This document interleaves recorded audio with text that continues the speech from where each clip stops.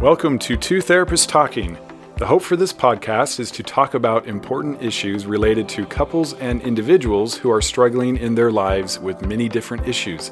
I'm David Thompson, a marriage and family therapist. And I'm Sherie Christensen, marriage and family therapist. Please join us as we explore these issues together, and we hope you will learn and be enlightened along the way.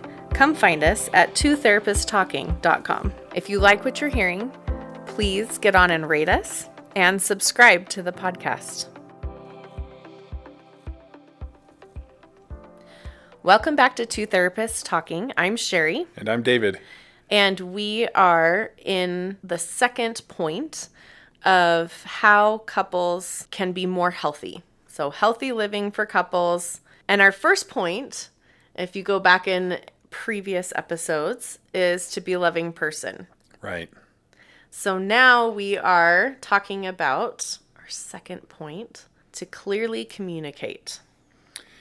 Right. So the second of the 3 points, the third point actually, to hold boundaries, we've covered in previous episodes as well. And I'm sure we're going to cover it in more episodes as well. Definitely going to talk more about boundaries, but the really important second part of this is to clearly communicate. In a relationship context, this becomes very important. Yes. If you look at statistically why people come into therapy, communication is probably... It is. It's like right at the top couple of ones when you say, hey, what are you here for? Yep. To communicate better. We're not communicating. We don't communicate well. We hear this all the time. Which is fine. And I think if you look at life and how people grow up, generally speaking, we don't sit down as one of the life skills and say, okay, Here's what we do. Here's how you clearly communicate with other people, what you need, what you want, what's going on. We just sort of assume that that is going to happen. And we have lots of generations of people not communicating clearly. Yeah, being poor communicators. And just passing that on. Yep.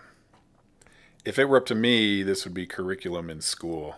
I think it's just as important as, more important than a lot of the stuff that we learn. Mm-hmm. Like regulating your emotions, I think would be a really good one. Yes, we need some healthy living subjects. That could be a podcast episode too. Mm-hmm. But clearly communicating, I love this because if you want to be in a healthy relationship, first and foremost, for sure, is to be loving. And we talked at length about that. Mm-hmm. And boundaries are really important too, but you can't hold boundaries if you're not communicating clearly. Exactly. Because they are going to be confused about what's going on, and you will too. And so before boundaries can be a really good thing in the relationship and in your life, especially in the relationship, you have to be able to clearly communicate. So what does that mean? Yes. Well, I think even before we talk about what it means, I think it's really critical to bring up the fact that it's your responsibility to communicate, right? Good point. It's always, this just happened to me yesterday with a couple where they come in and one is upset at the other for something, but it's clear that they're not communicating enough to help their partner to meet their needs.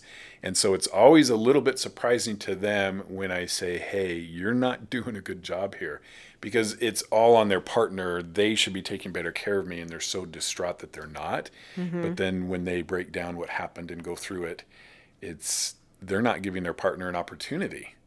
And that's surprising to them. They assume that they are, but I think we fall into this a lot where if we feel it, our partner should know that we feel it and know why we feel it and be prepared to help us even when we're not making that clear. So I think that's a great point. It is your responsibility to communicate clearly because it's your life. And this goes back even to the dailies and the affirmations. And one of my very favorite affirmations is, I am responsible for my happiness. This is not somebody else's job. It's not your spouse's job to make you happy. Yeah. It's just not. They can contribute, and we sure hope they do, but if things are not going very well, it is your responsibility to make that clear. Yes. Yeah. And I love that because it's our responsibility to meet our own needs. And I think in society, we have just this concept that we see a lot in social media, all of that, where it's my job to take care of other people's needs and it's their job to take care of me and all of my stuff. And so we feel very upset, very rejected.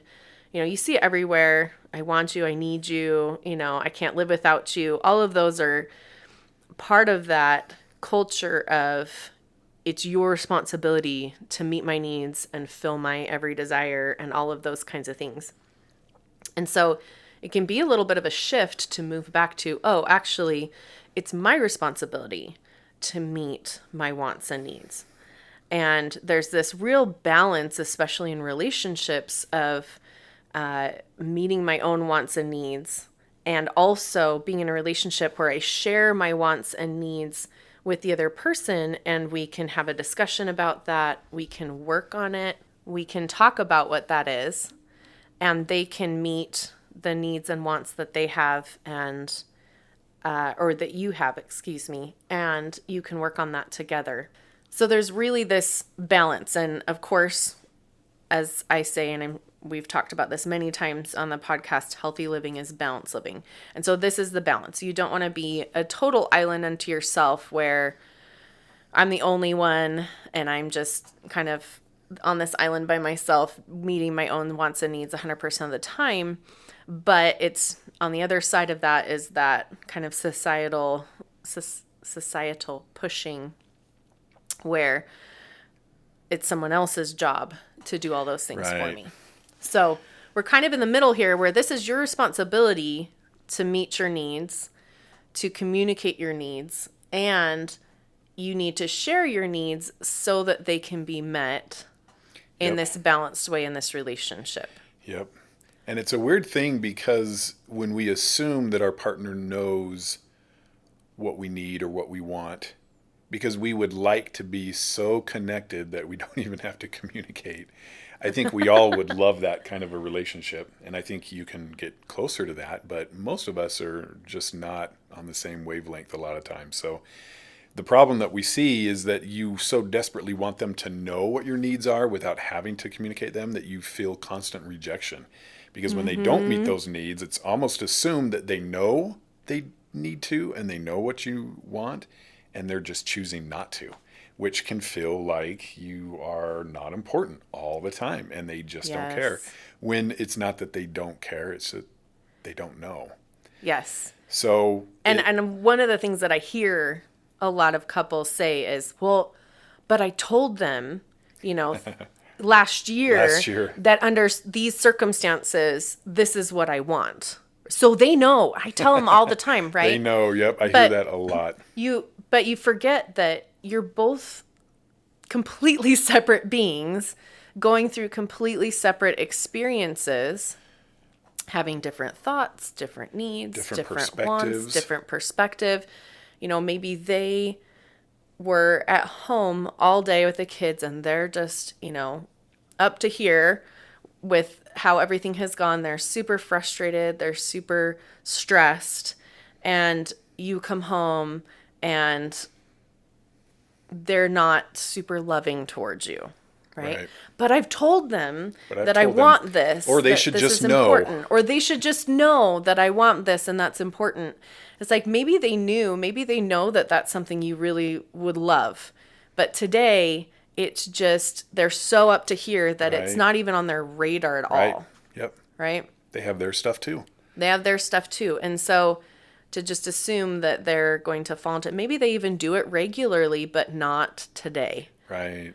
And instead of just assuming, oh my gosh, they just don't even care.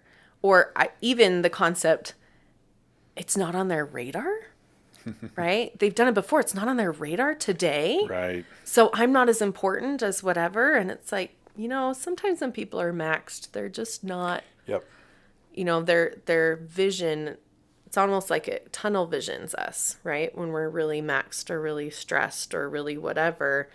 And we get to the point where we're only focusing on just what's right in front of us in order to survive, right? And that happens on the other side a lot too, where especially the spouse will just assume that they're going to know, well, I told him that, this or that. Yep. And I like this point that if you ever heard it once, you should just know forever.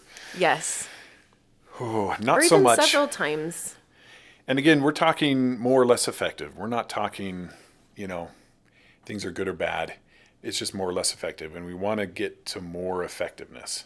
Yes. That's it. And this is with the assumption that you love each other. You want this to work and you are not intentionally trying to hurt each other. If those things aren't in place, then this is a different conversation. But assuming Yes. you want this to work, they're going to miss a lot of things even if you've already told them. And if you're not careful, you'll assume they're missing it because they don't care. You'll then feel rejected. You'll isolate and withdraw, and they'll say, well, I don't know what's going on. And so they probably won't do much either, and you won't feel pursued. You'll feel unwanted, and here we go down this spiral. So clearly communicating is your responsibility, and what you're communicating is your needs and your wants. Certainly your needs are very important, or they're not going to be met if you don't clearly communicate these a lot of the times. And the language can be really, really simple. I mean, how often have you heard from your spouse something like, hey, I just need some love and acceptance right now, or I just need some validation? We don't normally talk that way. I think our children do a better job of saying, I need a hug. Yes. Which is great because that's so in tune with what they need. But as adults, we kind of feel removed from that, I think. It feels vulnerable and weak. And so we don't come to our spouse and say, you know what, I'm just having a rough day. Can we just spend some time together so I feel important to you? I would love if we use more language like that. That is so clear. There would be so little doubt about what the need is. And since I love you, of course, I want you to feel validated and important. I just don't see it most of the time. Yes. And I think an important point with that is the importance of making sure you know what you want or need before you communicate it, right? Because I've definitely had couples who come in and they will say, one of them will say, well, I said I wanted this. And as we get down to it, maybe it's, I said I just wanted to spend time together. But what I really wanted, or I just wanted to, have a hug. But what I really wanted was sex. Or what I really wanted was for them to do this in this way. But they hadn't taken the time to really understand, okay, what exactly is it that I want? So they're not clearly communicating what they want. They're saying, I want this, and their spouse gives that to them, and they're left feeling very unsatisfied and frustrated over the situation because the other side didn't realize that, oh, I actually wanted this thing over here. Right. Yeah, and I use that language specifically because I think most of our needs funnel down to the need to feel unconditional love and acceptance. And so belonging, affection, appreciation, this all fits. And really, most of these needs will come back to that. And so I tell my clients, just go straight to it. Yes. I think you'll find that you'll never go wrong if you communicate that. And even if you needed something else, you'll be feeling good that you got attention and affection. And if it leads into another conversation about something else, great. But being that clear and direct is really important. I mean, if your spouse heard that from you, chances are good they would want to do it for you. Unless you're right in the middle of a big fight or something, and then you're probably not going to communicate this anyway. Or, there's a million things that you have to do between now and the next hour. But if you've communicated it, then your spouse or partner can have that conversation back and say, oh my goodness, I would love to provide that for you. I'd love to, take some time and just spend some time together. This kid has this kid has this. We need to do this. Can we schedule that for later tonight at this time? So again, just as we've talked about in previous episodes about not just leaving it hanging and saying, okay, fine, we'll do that later. But you set up that specific time. Yeah. You let them know that they are important to you, that you want to meet the needs that they have. And let's do it at this time. Does that work for you? Or, hey, if you want to sit down and, cuddle for 45 minutes, we can't do that right now because of this and this and this. But would it be okay if we did it at this time, and could I just give you a hug right now for like a minute? And then, working out how you can meet needs for each other. whilst working within the framework of what you have to do, both have to do in your lives. Yep. I love it. And so many times when couples are arguing or fighting, and if we can break it down to, but what's the need? What's the need? Well, I need him to listen to me. Okay, but what's the need underneath that? Why do you need him to listen to you? It will come down to the same basic things. And if we can get to that more directly, it will save a lot of heartache and sorrow and pain. And so communicating clearly and knowing what you need is going to be vital here. Yes. Yeah. So make sure that you're taking some time to do that. Before you go to your partner, express what that need is, really take some time to sit down and figure out what is it that you need. And again, go to some of those deeper things, like David was saying. Do you need, look for those really deep roots, that love, acceptance, affection, connection, all of those different kinds of things. And then what it is that you're hoping for to get to that place. Yeah. Yep. Which is a good thing for you to learn how to do. Yes. And to understand about yourself, right? So much of the time we don't even understand those things about ourselves. And so how is someone else supposed to meet a need when you don't even have any idea what it is that you're looking for? Right. And instead of being pouty and being negative and your spouse not knowing what's going on, and so they're giving you a wide berth, which makes you feel even worse. Yes. And then you get mad at them and now you're fighting. What was all of this for in the beginning? You were feeling hurt. Maybe something happened. Your feelings were hurt, not even with your spouse, just life. You're frustrated. You're overwhelmed. You're tired. Work didn't go so well. School, whatever. And you just needed some affection and attention. And you didn't ask for it directly. You were hoping they'd pick up on it. And they didn't. And so now you are... Or maybe they did, but weren't able to do it at the time. Yeah. Yep. So communicating clearly, understanding your needs, hopefully you see more your responsibility in this cycle. You have a big role in this cycle. As much as we should all be married to someone who can read our mind and they hug us before we know we need it. That would be amazing. And yet, would it? I mean, really, would it? Isn't it, this beautiful... Oh, I think it would. Critical... Why are you giving me a hug? I just thought you needed it. You're right. And now I just want to melt. So thank you. I would love it. I should probably do that more. Let's make a note. Right. Yeah. But so important for us to be aware of our own wants and needs and take responsibility for that. Just a really critical thing. So understanding what yours are, what your wants and needs are, at that super basic level, and then what you're hoping to receive from your partner in order to fill that need. Just really critical things to figure out before you even take the step of communicating that to your partner. Yep. And that prevents all the mind reading, the other games, the things that we do to try to show the other person that, well, I really want this, or I'm really upset. And so I'm going to do these things that show you that I'm that way so that then you'll pick up on it and you'll come to me and the world will be this wonderful place. And it just doesn't work. I think couples will get better at knowing what each other are thinking and feeling, but the clearly communicating would certainly speed that process up. The mind reading is the worst. I keep thinking about assume. I know you've all heard this. Assume is you make an ass out of you and me. But look at how much assuming goes on in a relationship. All the time. Because last week, my wife told me what we were doing today for the weekend and birthday party and taking our youngest to Build-A-Bear and other things. And how much of that do you think I registered a week ago? I'm throwing me under the bus now. So I wake up this morning and I have this expectation, we're going to do this and this and this. And she says, well, no, we're doing these other things. And I'm like, what? She says, I told you. And I say, did you? And here we go. So clearly communicating, oh boy, now this is expectations and all kinds of stuff play a role in this. But don't assume, and certainly try not to be offended if your partner is looking like they don't really care. It's likely they don't know. And that's one of the things we talked about in empathy back early in the episodes, where if something is wrong.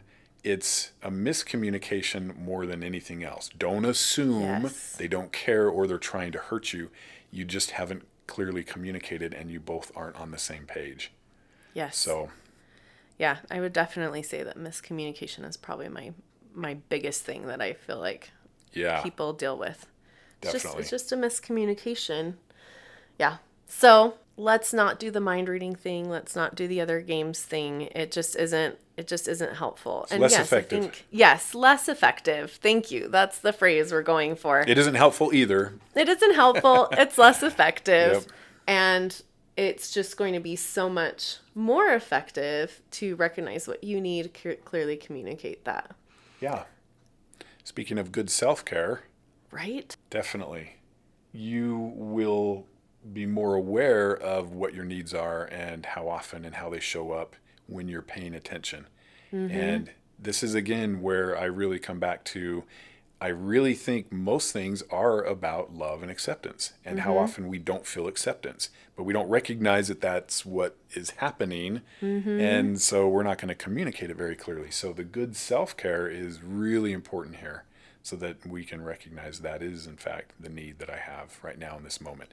Because of work, because of school, because of whatever happened, I'm feeling today especially like maybe I'm not good enough or I don't matter or nobody really is concerned about me, loves me, supports me, which is a really sad place to be. And if we don't recognize that's what's happening, we're not likely to get the support we do need. Or we're hoping that somebody will, again, just pick up on it and help us. But that's hard because everybody's doing their own thing too. So where am I? How am I feeling? What has the day been like? What am I likely needing in this moment if it's been a hard day? If it's been a great day, great. Go home and validate everybody else and help them. But if you're having a hard day, be able to slow things down and recognize that you have a need. Yes. And there's more effective ways to get that need met versus I'm going to show them by my stonewalling that I need love, which makes a whole lot of sense, right? I'm going to not talk to you to show you that I need you to really care about me. I need you to talk to me.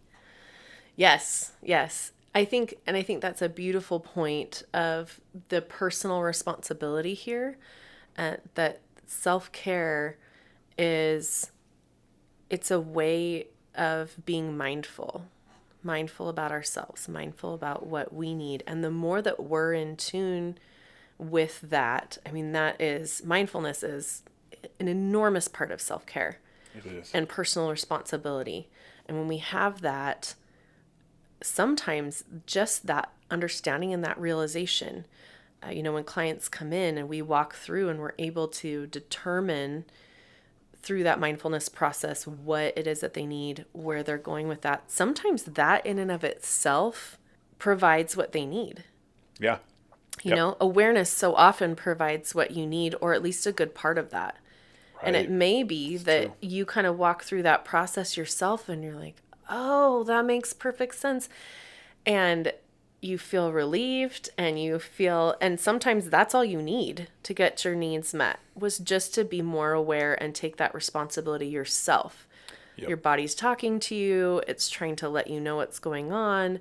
And you take the time to do that for yourself. And it might be all you need. Yeah. And then you have your full, your own cup or pitcher is now full. And you have the ability, that beautiful ability, like David's saying, to go and then fill other people's cups.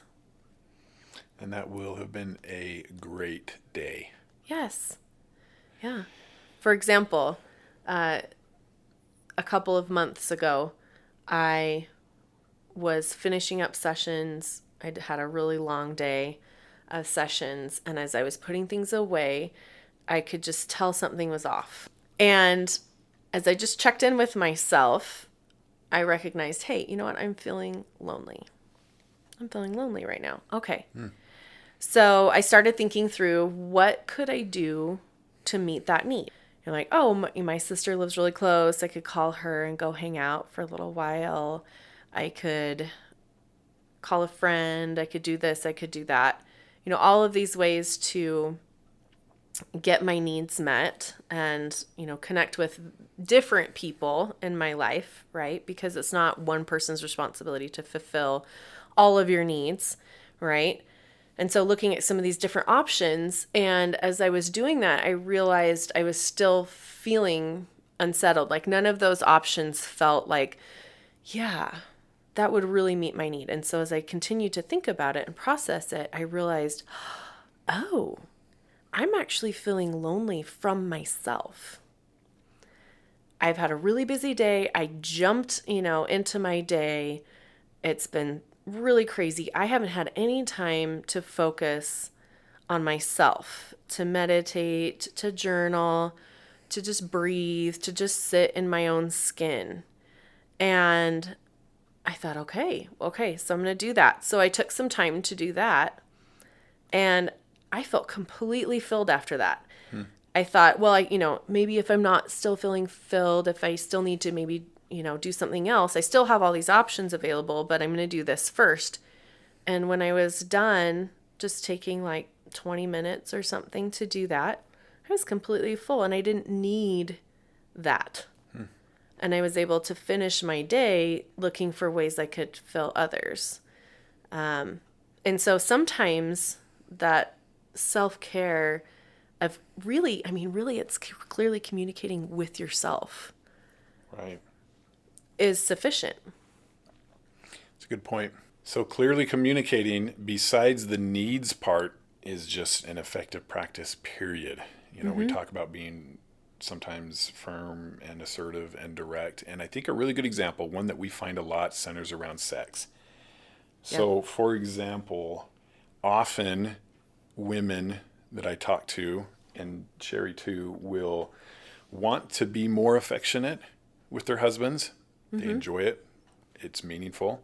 But their husbands often will want it to go further than affection and become sexual or have sex. And this is, men and women are just built differently. I think for guys, certainly their brains go there a lot easier, but mostly because it's just easy for them to be in that headspace of having sex. Women, we know it's not the same. It's more of a process, and it's more of, certainly for women to be into it and engaged and participating, it is a process. Yeah. And so when they want to hug or cuddle or snuggle, that's exactly what they want and not more than that. But they will hold back often because they know where that will likely lead. But then that creates a situation where there's not very much affection at all. And you both need it. And the husbands are really wanting it, and the wives too, but it's sort of hands off. I can't say, I can't cuddle because then it's just going to lead to sex. Right. So clearly communicating there can be really helpful. Yes. Again, from my experience, I think guys are happy to cuddle and snuggle and hug and do these kinds of things, especially if up front it's communicated that that's all that this is. And not because I don't love you. It's just not one of those days where this is going to become more almost not in the mood thing. But I do want physical affection. Yeah, I do want to connect with you physically. I just don't want to connect with you sexually necessarily today. And it may sound a little funny if you haven't done it before to say, hey, I would like to hug you or cuddle or snuggle. I just don't want it to go any further than that. Not today. Yeah. Or not now. Yeah. And that is communicating clearly. And chances are pretty good that that's what will happen. Now, if it is leading to more after you've said that, well, then we get into boundaries, and that's the previous episodes. If you choose to take this further, then I'm choosing not to be affectionate. But how sad, because I really want to, and husbands do too. I promise you, it's not every time there's affection it has to lead to sex. They are happy to be affectionate. They just need the guidance of, hey, it's not going to be that, it's going to be this. And then it's a lot easier to say, oh, okay, all right. And maybe that's kind of hard because I would like it to, but we've already talked about it, and it's a lot easier to just be content with that. Yeah. And I think relationships would get a lot more affection that way. Yes, absolutely. So talk about a failure to communicate is denying a lot of necessary affection in relationships. Yeah. And it makes sense why both struggle with that. It Yeah. makes sense why the guys struggle with, if there's any touching, especially if there's not a lot, then when there is, it's It must easy to go mean, there. yes, Yeah. that we're going to have sex versus, yeah. Is that a safe thing to say, Sherie, from your perspective?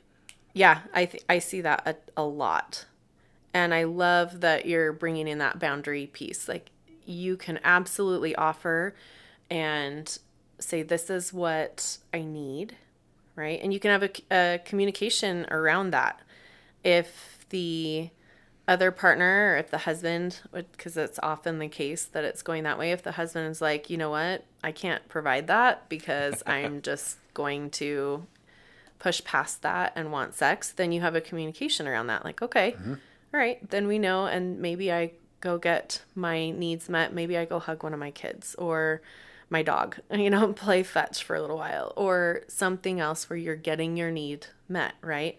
Because it's not the other person's responsibility to always meet your needs, every single need you have. Right. So you have that conversation.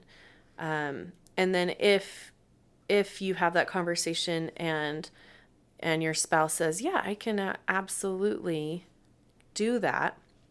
I can provide that for you and not have that go any further. That's just fine.